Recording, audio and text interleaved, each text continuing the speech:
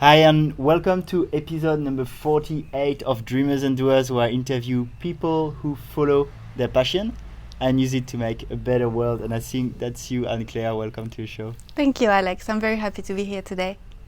Thanks. So you're a naturopath I am. and a coach. Yes. And we'll go to start with a bit into your story to know a bit, where you're from and what led you to naturopathy. Okay, let's do this. So what happened to me is that I suffered from insomnia for many years, and also anxiety, and I had stomach pain and all these problems that I couldn't find solutions for. And at some point it was so bad that I decided to go to a hospital in Paris. I live in Paris. And the hospital sent me to a naturopath, like a natural doctor, kind of. And I realized that I was very lucky because in France it's very much all about conventional medicine. So I was lucky to find this doctor who told me that I could find in natural medicine some good solutions for me. And this lady was awesome. She had these groups all about people who can't sleep. And within a few sessions, I finally found solutions, really simple solutions, but that made a whole difference in my life. Okay. And had you tried some more like conventional Western medicine ways? I for felt your like I've insomnia? tried everything. Yeah. And I was taking drugs to sleep and everything. It was working sometimes, but it was always failing at some point, as if my body would adjust to the drug and then I couldn't sleep anymore. Working on the symptoms but not the causes. Exactly. Yeah. Nice. And so then you got really interested in naturopathy because it worked for yourself. You wanted to bring that. It was to the amazing world. because not only I could sleep, but then I lost a little bit of weight and my skin looked better and I had more energy and my digestion got better. Like everything finally was aligned. Okay, can we start with defining naturopathy? Yes, naturopathy is the natural system of traditional medicine from the Western world. Like in India you find Ayurveda, in China you find Chinese medicine, and in Europe you find naturopathy. So this is the ancient natural medicine. Okay. Is it very similar to Ayurveda or Chinese Well, medicine? yes and no, because all of them, they get interested in how you become sick, and this is the main common ground, and then they have different ways to treat you. But all of them are about getting a good rest, getting the good food that you can digest, you and only you, because we're all different, and getting good ways to eliminate the toxins out of the body, and good balance between your mental and emotional activity inside. So all of them are based on these 4 pillars. So for example, with your insomnia, concretely, how did naturopathy help you? Well, I had to find my rhythm again. It's like I was out of rhythm. I didn't know like your circadian how. rhythm? Yes. And also I didn't know exactly what to eat and which exercise to do for my body type. And I was really emotionally unbalanced too. And so the first step is like you check what your body type is and what's right for you personally. Exactly. It's very personalized. Are there like kind of standard body types? I think Ayurveda, you say you're more fire or whatever. Yeah. Like, is there something well, similar? in naturopathy we have that too, but we're all different. So you are in a body type, but then you have your own stuff. Yeah. And what kind of tests do you do to know? Lots of questions. Yeah. About how you sleep, how you digest, how you eliminate your toxins, and how you get balanced. Yeah. So it's more about how you feel, what you experience, rather than blood tests or saliva tests. Well, sometimes we ask for that, but not always. Sometimes, more often, the questions are enough, because that's a lot of questions. Like a naturopathic session lasts an hour and a half to 2 hours, so we get to know each other. Yeah. In comparison, when you go to a conventional doctor, I think it's like 15 minutes. The average session is like 15 minutes. Yes, exactly. So, but we need to get to know you. Yeah. It's really cool. Yeah, so you have that holistic approach to medicine. And for you personally, what did you do? So you said like nutrition, exercise, so like rhythms that suit you. So how did it look like? Well, the most interesting thing for me was to start really listening to what was happening inside. I don't think I was doing that before. I think I was acting from my mental area. So it was like, oh, I think I should do that. But I was not really listening to what my body needed. For instance, starting to eat the right food at the right time changed everything. Like now I'm no longer eating when I'm not hungry. Yeah. I'm only eating when I'm hungry. That makes a huge difference in your keeping your weight about the same, about your capacity to digest, about your sleep.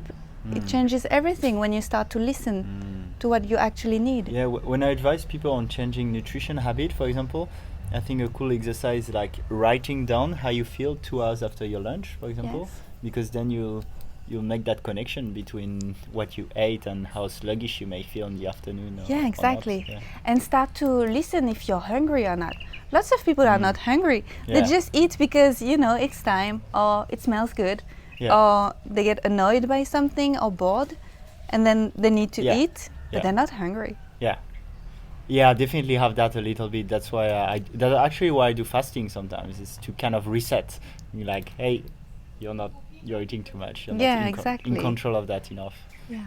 Do you fast?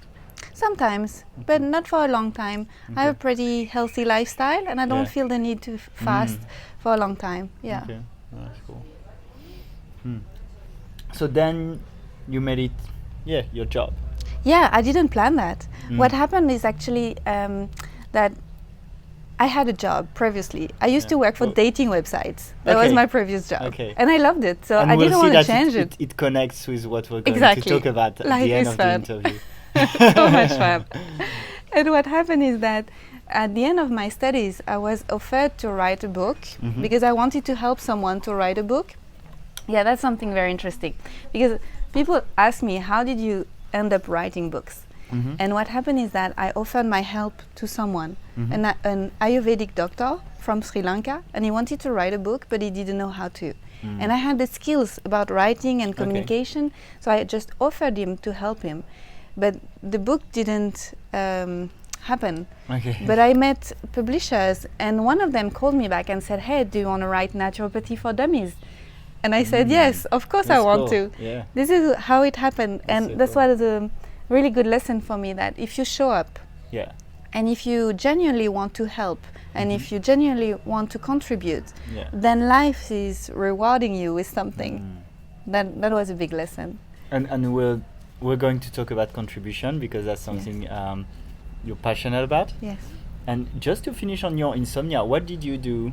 Because insomnia can be a problem for people. Yeah. Like, did you feel it was like, do you have 2-3 things you felt you did Yes. that really took care of that insomnia? First thing first, you must sleep at night. And if you try to catch up during the day, then it's messing up even more with your sleep. Yeah, I think they showed that we have captors behind our eyes, and basically the light impacts a lot our sleep. So if you try to sleep like too late, if you sleep with the cycles of the sun, you'll sleep way better. Yes, you will. And also, if you want to get back into some kind of rhythm, you have to force your body into the rhythm at first, so that then it becomes more easy. The mistake I used to make is that I would catch up with my sleep whenever I could. Like, oh, now I feel I can sleep, and it was the middle of the day on Sunday afternoon. And so I would do it, but that's a mistake, because then from Sunday to Monday I have an awful night, and then my week is messed up. You see what I mean? Yeah. So even if you're tired, you don't catch up during the day. Yeah. Not even a nap? Because sometimes I take a nap. If you're really insomniac, you shouldn't be napping. Okay. Yeah. Okay. You can nap if you're tired, if you're really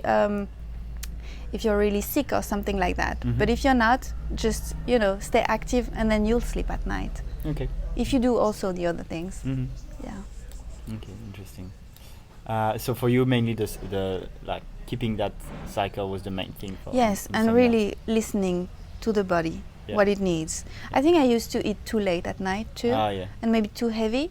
Because one problem is that when you don't have enough sleep, you really want nutrients. Like, oh, I don't have enough energy, so I'm going to feed myself to get energy. But you don't get energy from the food. You get energy when you rest. And I didn't know that. And now I do. Like, if I'm a little bit tired, I can feel that I'm really craving for sugar. Like, I love chocolate. So I will go for chocolate, but then I know that I'm gonna be down again. Yeah. Because what I really needed was rest. And do you feel like, for me, I have quite a self-discipline approach to these things. That's why I fast. And for you, you seem to have a more listen to your body, and that's something I'm really curious about. Like, did you start with self-discipline a lot, and then it became more easy to just do what's right for you? Yes, because I had no plan B. Like really, I had only one plan, that was the A. I had to get better. So I gave myself a few months where I would do anything that the lady had told me. Okay. Like I did everything she said, and That's it good. worked. I think at first you need to be a little bit strict, committed, yes. disciplined. Yeah. Gather your inner authority and truly decide that it's gonna work. Yeah. I think discipline gets you started for sure. Yes. And then the more you go, the more disciplined isn't that discipline. Yeah, then you get more flexible. Oh, it's okay, I'll get a dessert. And it's okay, I'll go to bed later. I mean, now I don't have to force it to have like the quinoa salad instead of the burger. Yeah, me too. It's the same. We then love the healthy stuff. Yeah. Okay, well, thanks for this. And just when you started to write your first book, did you have something I'm quite interested about, because something I experienced myself too, is what you call the imposture syndrome. Yeah. And I find sometimes like the book can be a milestone where you can be like, who am I to write a book? Or did you have any doubts around it? Of course, like plenty. Not feeling good enough? Yeah. I was only 32 and I just graduated from naturopathy, and I thought, oh, they're giving me the book, but they could give it to someone that is like 20 years experienced, or, but why not? I always knew that from the beginning I learned naturopathy, something happened that was so big, it was so good for me, that I knew it was too valuable to keep it for myself. Yeah. So I just went for it. I mean, it's okay. And it's okay also to fail. Like I was not very much afraid to fail. I wanted to try something. Yeah. Yeah. It's beautiful. So that really came from that place of contribution. Yeah. Yes. Tell us about how important contribution is in your life. For me, it's much more important than me. That there is something that is much bigger. I'll give you another example. Just 4 years ago, I was not on social media. I was not on internet. I was nowhere because I didn't want to be found. I wanted to stay hidden for multiple reasons. First, I thought I didn't have anything interesting to say. And then in my personal life, something has happened to me that made me want to hide. Like I didn't want to be found on the internet. But then I felt that it was so big, and that the message of you can heal yourself and you can truly be who you want to be and you can take care of yourself was bigger than me. So I had a meeting, I remember, between me and me. And one day I decided that, okay, I will no longer hide and I will show up. Okay. Yeah. And had like since then, I guess, been more of a spiral of helping more people and having more impact. Yes, and at first I was scared, so I would share just a little bit of my journey and a little bit of who I am and a little bit of the wisdom I've been learning. And then I got so many messages from people thanking me for sharing and telling me that they got inspired, that then I was less afraid and I started to share. Feeling, right? Yeah, it's awesome. It's beautiful. People are writing me from all over the world that they read something or they saw me on Instagram or whatever and they said, oh, I like what you do. Thank you. Yeah. I find that's a feeling I didn't know before starting my personal growth brand. And like it's like so many people at first when you write, you're like, oh, like think people are gonna judge, people are gonna say this, say that, and it's gonna happen, Yeah, of course. But there's like so many people also who are going to just reach out like privately and be like, hey, I love what you're doing, or being like supportive. Yes. Also, there is something very nice that happens. Like if you get a bad comment, there's a community. You're not alone. And lots of people are going to comment and say, hey, I disagree with you. And then there is a whole ecosystem of people who are supporting what you're doing. I think it's beautiful. Yeah, I can feel that. That's good. Yeah. And to keep going on the naturopathy, what do you think? Like, I feel that to me, the more I dive into nutrition and like drugs and pharmaceuticals and our Western medicine, like let's say Western usual medicine, that there's something really wrong, and that's why I'm quite interested in Ayurveda, in naturopathy, because I feel like we're always curing only the symptoms, as they were doing with your insomnia, and from the moment something is actually curing the cause, well, I think because it doesn't make any business sense to promote something that cures the cause, we keep curing the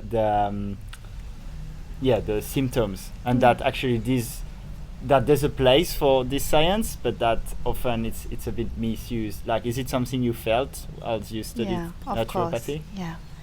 The system is what it is, and it's very hard to change a system that is so strong. Especially, I come from France, and the system is really, really strict, and this is very hard to get out of it. Yeah, because then like the whole system would be, there's a lot of money involved, and obviously like a lot of our taxes would go to the pharmaceutical companies and the whole system like this. But lots of people suffer from chronic disease. If you get a chronic disease, then usually the conventional medicine doesn't have a solution for you, and or they will give you a drug, and then you have side effects, and then you have other conditions. So that's not sustainable. You cannot find solutions there.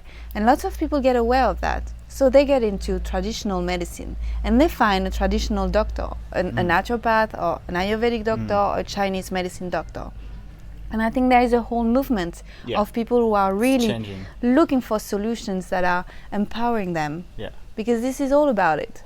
Getting empowered and getting to learn how you became who you are, what happened to you, your habits. Maybe, lots of people say that, I have this condition because my mother has it. Yes, but have you been living like your mother? Have you been having the same habits? It's not only that you have the same genes, but also you have the same life. What if you change? What if you decide that something else is possible? On top of it, which adds a big nocebo effect. I mean, that's real. If you think everyone in your family is having one type of cancer, and you're sure you're gonna have it, you're probably right. Yeah, you're probably right. Yeah, it's interesting. But I think all thanks to people like you and social media, and at the time we live in of fast information, and I think like lobbies and the establishment still have a lot of control. But like if we share like our opinion and some people resonate with it, I think things are changing very quickly. Like things like naturopathy, meditation, breath work, all these things that that we don't talk about. I've never been told about like meditation or breath work before like 2 years ago, Yeah, these things are becoming getting very more big. and more popular. Like yoga, of course, would be the main one. Yeah. And I wanted to talk a bit about love relationships also, because maybe before we go into this, let's look at the holistic thing. So you're a naturopath, and that's mainly what you've been doing and what you've been writing about. But your next book is going to be about love relationship. Yes. And you also consider yourself more as a holistic coach, like naturopathy is kind of the doorway to then helping people have a beautiful life. Yes. Is that how you see it? So what happened on my journey is that I got to listen to myself and really learn who I am. Yeah. And so I went into therapy for many years. It's not only naturopathy. Like psychotherapy, and also transgenerational therapy, like freeing myself from ancestors, some kind of heavy suitcases from the past. Yeah, because psychotherapy wouldn't look into like any collective consciousness. Yeah, no. So I had to go to another layer. Yeah. And then I kind of regained my power of, I can do whatever I want in this world. Like I can truly contribute with what I want to share. stepped into your power completely as a divine self. Yes, it changed something, like something opened, like a new path opened. And I felt that I was really in charge of what I was manifesting in my life. And then I became a coach and I started to help people. So I stopped doing naturopathy last year and I started to coach those who help others. So now I coach naturopath or acupuncturists, mostly people who have those kind of jobs because they're in my field. And I help them feeling empowered and feeling legitimate to help others. And then on that... So removing those limiting beliefs that I'm not good enough to help others, or I don't have anything interesting to share. Yes, but you always have something valuable to share with others because you have overcome something that was important to you, and you can always share pieces of wisdom and ask others, because we know usually what we need to do to get better, but we usually don't do it. Or we get blinded by something. But if we ask the right questions, then it's like we can remove what was blocking the sight and then we can move on. So we can always be the light on someone's journey so that they can see further. And there's that saying, if you want to help someone, you don't have to be like the very best, you just have to be a step ahead, and sometimes it makes you even more relatable. So if I look at someone who's like who I want to be in 6 months or a year, that might be more relatable than looking at Tony Robbins or the most famous coach, right? Yeah, you're right. Yeah, exactly. Like my coach is just a few steps ahead of me. That's it. Yeah. I'm inspired. Exactly. Nice. So to go back to your question, what happened is that I felt that I was much more empowered in my life. And then I started to look at my love life. And I thought, oh, what's happening there? There are some places where I'm not empowered.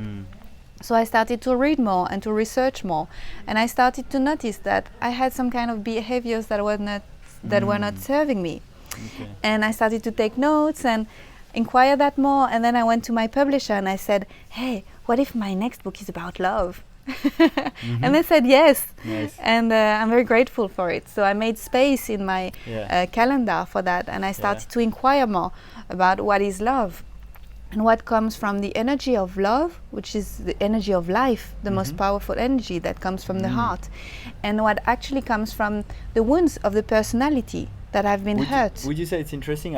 Usually there's like two energies that are defined as the most powerful. Some people say it's love, some people say it's sexual energy, or maybe it's like it's related. They're related.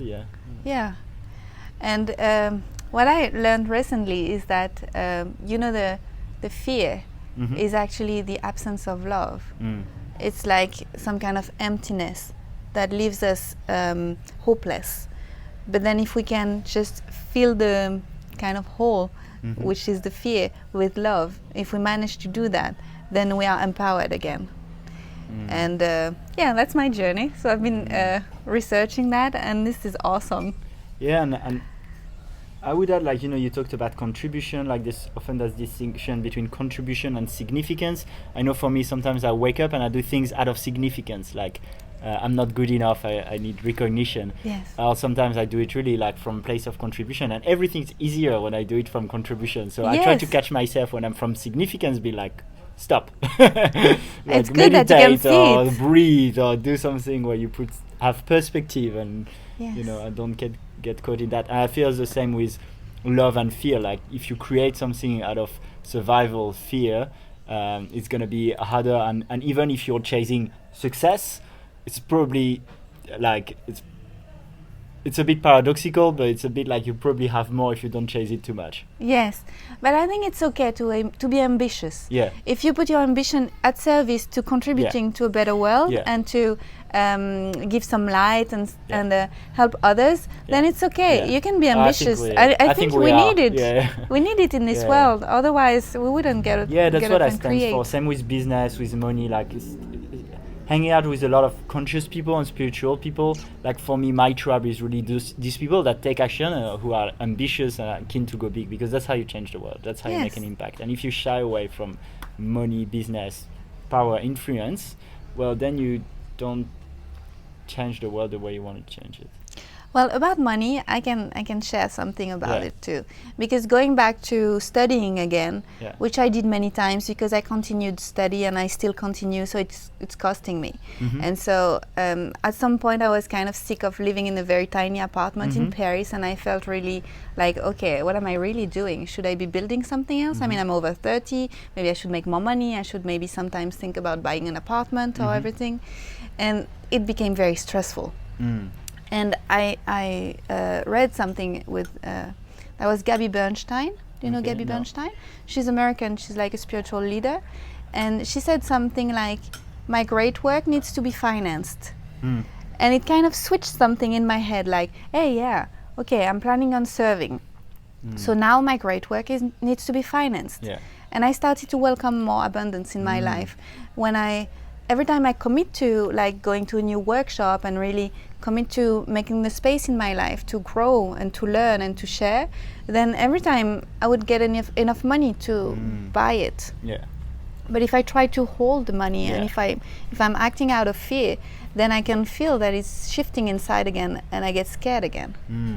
Yeah, so that's what you call from the scarcity mindset to the abundance mindset. Yes. I know about it because I made that switch like a month ago. It's obviously never like completely fixed, but I was like, I read that book called Earth is Hiring by Peter Kelly, and she was doing some network marketing. And then I also, when I got into it, then I started reading Rich Dad Poor Dad, which is a I read famous it one too. you know? Yeah.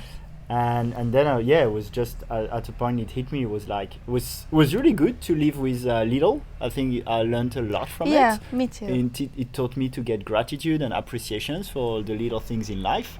But from that place, then it was like, okay, now I know I can get that gratitude and appreciation. I know what I want to do in the world, and it's going to be done way better with money for spreading my message, money for paying. A big thing was also paying the activities of people around. Like I had a friend, for example, she's doing like a men and women circle, and she was like, oh, you can come for free, because she saw I was like a bit struggling. Like I don't want to, I want to pay, I want to support her, right? And so supporting, like doing these experiences, and also supporting, whether it's charity or a shaman or anyone like here that I want to support, being like happily pay for it and seeing it. It's really a switch in your mind. Instead of pay, now every time I pay, instead of being like, I pay, that's money off my account, it's like I'm so grateful to have like this amazing meal served in front of me, and I'm able to just pay, like give a piece of paper in the end for it. Yeah, I think it takes practice. I think it's something we need to practice every day, and at some point it's like integrated, like, oh yeah, of course, now I'm more in an abundant mindset. That's nice.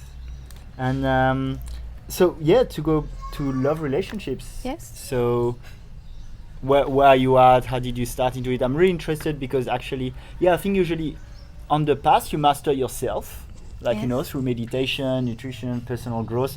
But then there's a stage where you're like, okay, I master myself, but we're all in that interdependent reality, right? And so great things aren't achieved by one person. Just being like, it's also working with all other forces, and one of the biggest one will be other people. So relationship, whether it's business or whether it's love. And that's something recently I've been more interested in. That's why I want to delve into. I started to join a lot of community of like-minded people, helping them, getting my success vested with them.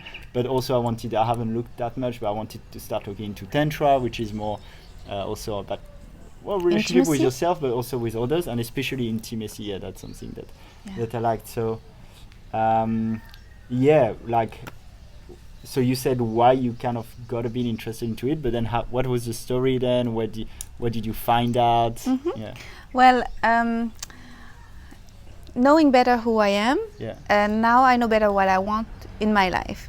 And I realize that I only want to be surrounded by, not only, but mainly, surrounded by people who are like-minded, just like what you said, people who have worked on themselves and that are open-hearted. And this is why I mainly travel to Bali and Kopangan and all these places where actually we can meet people more easily, and where we can talk from the heart. And on that journey, I had met several men who have become my lovers. And so this is brand new for me, being in open relationships. And I've been learning so much, because I used to think it's a shallow thing. I used to think it's for people who are kind of avoidant and don't want to commit. And I was looking at that like from afar. I would think like, oh, what are they doing? This is really messy. And then I realized that it was much more interesting than I thought, because this is really taking responsibility for your own emotions and really owning your story, and also offering the best version of yourself in a relationship. And it's like therapy, like it's crazy. And if you really commit to walk that path, this is just amazing how much you discover about yourself. And also it creates a really big intimacy, because you need to explicit everything. You cannot just assume that the person knows what you're thinking about. Actually, it's the same in monogamous relationship, but we just think that it's okay and that we don't need to explicit everything, but maybe we do. And there's obviously something often a bit broken in the, I think, in the expectations people have of these monogamous relationships. And do you feel this is something you're gonna just that suits you now, it may change, or do you think it's something you'll keep going? Actually, I have no idea. Because sometimes I think, oh, is this the evolution? Like, now that I understood that, is it like what I'm going to continue? Because it seems like very much into the expansion of the heart, and so I feel that it's serving also my spiritual journey. Or is it just a phase of exploration, and then I will no longer I'll have my teachings integrated, and then maybe I can move on to another phase, which could be a monogamous phase, or maybe a hermit phase with no lovers. I have no idea. I'm looking at that with lots of curiosity. It's interesting, because I'm doing at the moment something called the Life Book by Mind Valley, and you split your life in 12 areas, and there are some areas where I have pretty good idea of my intention and where I want to be, like in 5 years, in 10 years. But love is one where I'm like, I probably need to want to explore a little bit, because I don't know if ideally in 5 years I'm like what you're doing, like having open relationships, if I'm married with children, I don't know, having a family raised by a community, I don't know. Well, we can never know. And we do have expectations that have been created by what culture offered us, like Disney and Hollywood, and the songs and the movies and everything has contributed to put pictures in our head that we think is going to bring us happiness, but it does not. Well, that's one thing where I question. So, for example, when you take advertisement, Coca-Cola is everything is about it's gonna bring you happiness, and this is obviously a lie to get. That's good for business, but when it comes to relationships, it's very hard because even when you look, there's been very different ways. So, for me, for example, if you look at the traditional way, I'm aware that it might be because it's been presented to me as the ideal that I could be chasing it, but I'm like, maybe it's something that's right for me too. Maybe. You will only know if you try. And also you can ask yourself, what am I going to get? What do I think I'm going to get if I do that? How am I going to feel? And then you can inquire that feeling. And how can you get that feeling in another way? Maybe what you're looking for is... It's a lot about security. And the thing is how you look at security. Sometimes you can look at security as, if I need security, it's needy. That's probably something to fix on myself. But sometimes I'm like, well, it can be. It's nice sometimes to have a bit of certainty and security too. So. Yes. Well, about that, I figured that having multiple relationships is actually quite safe, depending on who you choose to share your life with. Because if you find people that you can truly feel close to and intimate to, and that you can rely on, then everything is fine and the safety is here. That's true. So it's not a problem. And you can feel very much unsafe in a conventional monogamous couple. So that's very interesting, because my perception that I just shared with you was actually flow. It's true. That's that's more safe. That's I said, but actually it's not. I find that it's the most difficult thing to do is dropping the ideas that we get about something and just, you know, trying to remove each time that we get expectations and stuff. We just kind of wash it and just make a blank page and say, hey, okay, I'm just willing to do the best that I can, and I'm welcoming the unknown, and probably life knows better than I do. That's really cool. Yeah. Just you talked at some point about manifestation. I don't know if you want to say something like more about the love That's relationships, but I think we're going to kind of finish soon. Yeah. You talked about manifestation. Do you use a lot the law of attraction? Yeah, more and more. Yeah. Yeah. Because that's something I've been looking into lately, and it's very interesting new playground. Yeah. Well, from what I'm experiencing, the more aligned I am with my life, mostly with my values and with the choices I make every day, the more life is bringing me what I need, like what I actually truly need. Not exactly what I want sometimes. It's tricky, but every time it's what I need.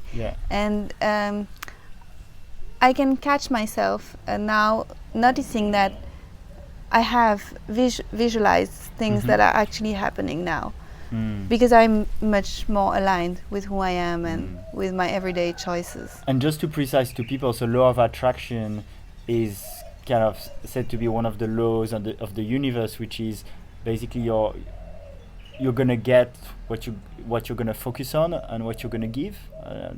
Yes, what you put out in the world, in your energy, in your words, in your actions, comes back to you. Intention, and the idea is like how I see it is that it's a co-creation. So I'm gonna have intention. I'm gonna say what I want from my day, but it's not like the universe is gonna be like, yeah, you have it. You know, if I'm like, I want $1 million. Sometimes it does. But, but if I do like, okay, I want like be a billionaire tomorrow, it's probably not gonna happen. No, but why would you want to be a billionaire? Yeah. Then it's all about the... Or if I want to fly when I jump from a cliff, like the universe is not going to give me... But so there's sometimes I get puzzled about like how much you can bend reality, but there's definitely a lot of room to play with, and way more than I thought. But just to go on this, to me, law of attraction is like, well, first setting your intention is going to change how you behave. So this is like nothing woo-woo about it. Like what you focus on is going to, like if you smile more to people are going to smile more at you. That's just how it works. And this you don't have to kind of believe in anything. But then the other part of the law of attraction is that the universe is also interacting with you. And when you give this intention, it's kind of playing with you, dancing with you. So it's like a co-creation. It is. And I think it takes the whole life to master that. So let's be patient and try every day, bit by bit, to commit to being our best self and to try to manifest what we truly need. What are your practices of manifestation? First, I practice being grounded. Really, that's very important to me. Like feeling that I'm really grounded. Your intention is true? Yes. And feeling every day that I'm aligned with my values. This is very important to me. What am I doing today that is not actually serving me? You know? And it goes, I think, a lot with what we said earlier about naturopathy. If I truly listen, if I'm not aligned, then I feel it. Something's wrong with me.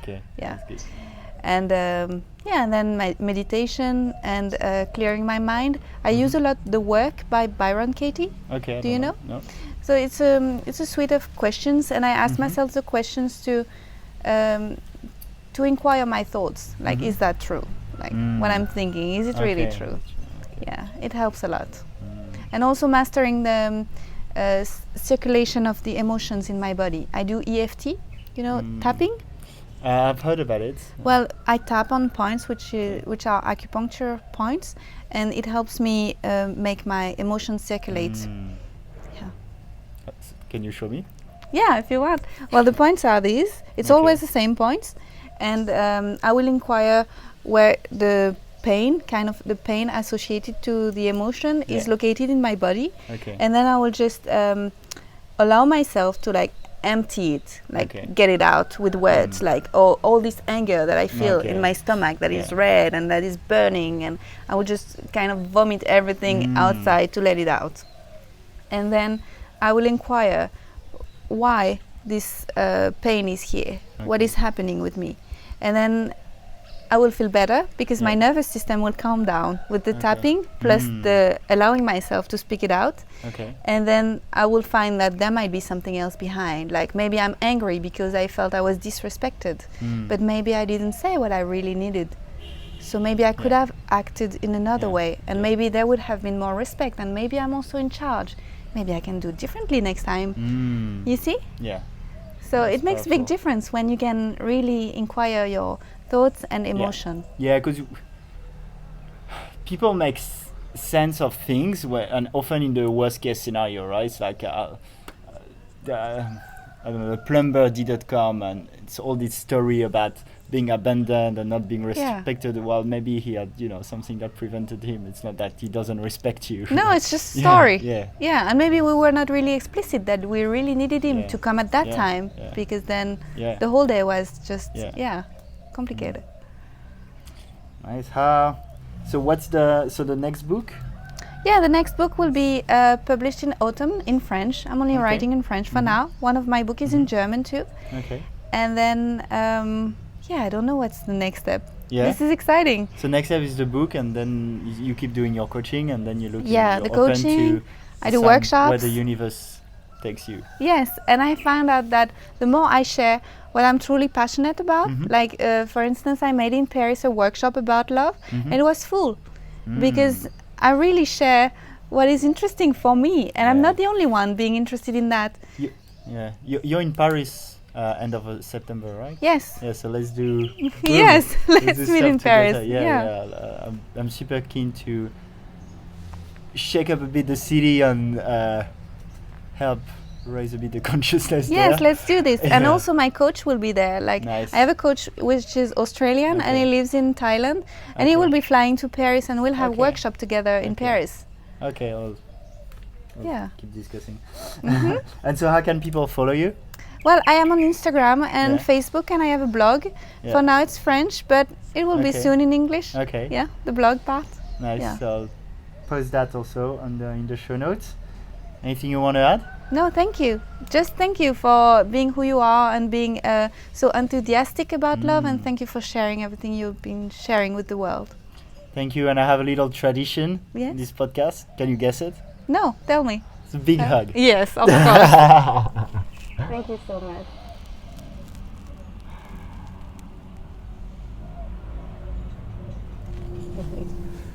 Thank you so much. I think people will learn a lot from this episode. I hope so. Thank you for watching or listening. Yeah, and dare to contribute.